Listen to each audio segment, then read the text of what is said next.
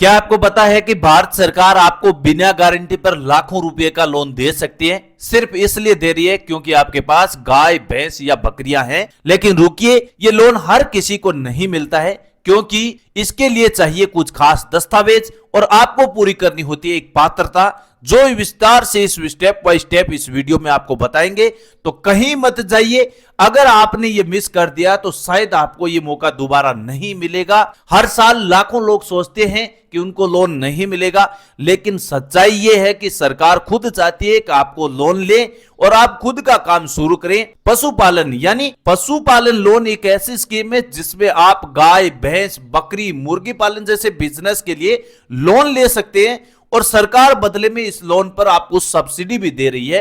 अगर आपने ये तीन चीजें नहीं करते हैं या नहीं करते, इन पात्रताओं को पूरी नहीं करते, जिसमें पहली है उम्र सही नहीं है, कागज अधूरे है, प्रोजेक्ट रिपोर्ट नहीं है, तो बैंक सीधा आपको मना कर देता है। लेकिन घबराइए मत, अब मैं आप बताने वाला हूं ये पूरा एलिजिबिलिटी क्राइटेरिया, ताकि आपको ना आपके फार्म में किसी भी प्रकार का रिजेक्शन देखने को ना मिले। तो सबसे पहले हम जानते हैं कौन लोन ले सकता है। लोन उसी को मिलेगा जिसकी आयु 18 साल से 65 साल के बीच है, भारत का नागरिक है, जिस किसान के पास जमीन खुद की हो या फिर किराए की हो। महिला, ओबीसी, जनरल कैटेगरी का प्राथमिकता सबसे ज्यादा मिलेगी। अगर आपने पशुपालन की ट्रेनिंग ली है तो आधा काम आपका यहीं समाप्त हो जाता है। अगर पशुपालन की ट्रेनिंग नहीं है तो फिर आगे वाले सभी स्टेप्स को पूरा करना होता है। अब वो हिस्सा आता है जिसमें सबसे ज्यादा लोग गलती करते हैं, वो है डॉक्यूमेंट। अगर आपने ये एक भी चीज मिस कर दी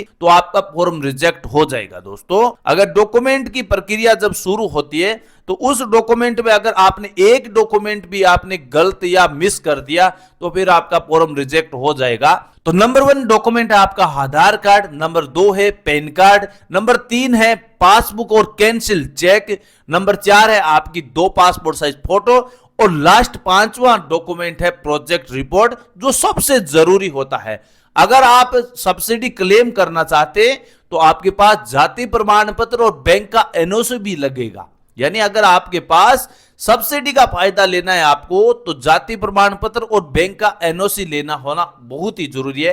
अब सबसे जरूरी सवाल आता है कि आपको सब्सिडी मिलेगी। अगर आपने ये सही तरीके से आवेदन किया तो आपका लोन जितना मिला है उसमें 25% से 35% का हिस्सा सरकार बिल्कुल लोन का माफ कर देगी। लेकिन सब्सिडी तभी मिलेगी अगर आप आवेदन पीएमईजीपी, नाबार्ड और स्टेट एनिमल हस्बेंड्री योजना के तहत आवेदन करते हैं तो ही आपको सब्सिडी दी जाएगी। यानी बाकी अगर आपने कहीं पर आवेदन किया है तो फिर दोस्तों आपको सब्सिडी का फायदा बिल्कुल नहीं मिलेगा। लेकिन सब्सिडी के लिए आवेदन अगर आपने पीएमईजीपी, नाबार्ड और स्टेट एनिमल हस्बेंड्री योजना, इन तीनों योजनाओं में आवेदन किया है तो आपकी सब्सिडी 25% से 35% की सब्सिडी जरूर मिलेगी और निश्चित तौर पर मिलेगी। अगर आपने ये नीचे वाले स्टेप्स को पूरा कर लिया तो सब्सिडी का फायदा लेने से आपको कोई नहीं रोक सकता।